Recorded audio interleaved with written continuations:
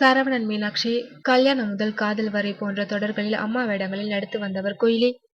சின்ன திரையில் இயல்பான அம்மாவாக நடித்து வரும் குயிலிக்கு இல்லத்தரசிகளிடம் தனி வரவேற்பு உள்ளது.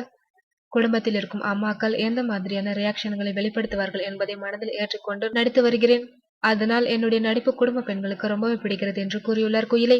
சின்னத்திரை மூலம் தினம் தினம் நேயர்களை சந்தித்த போதும் சினிமாவில் அம்மா கதாபாத்திரம் வந்தாலும் விடுவதில்லை. தற்போது விக்ரம் பிரபு நாயகனாக நடிக்கும் சிங்கப்பூர் டு சென்னை என்ற படத்தில் அவரது அம்மாவாக நடித்து வருகின்றார் குயிலி. குயிலியின் குழந்தைகள் மும்பையில் படித்து வருகின்றனர். அவர்களையும் கவனித்துக் கொள்ள வேண்டியது இருக்கிறது.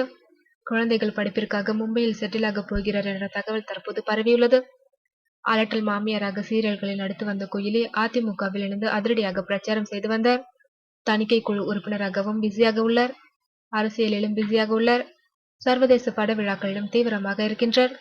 அரசியல், குடும்பம் என வேலை பளு அதிகமாகிவிட்டதால் சின்னத்திரை சீரியல்களிலிருந்து விலக முடிவு செய்து விட்டாராம் குயிலி. அதே நேரத்தில் சினிமாவில் நல்ல கதாபாத்திரம் அமைந்தால் மட்டுமே நடிப்பது என்று முடிவு செய்திருக்கிறாராம்.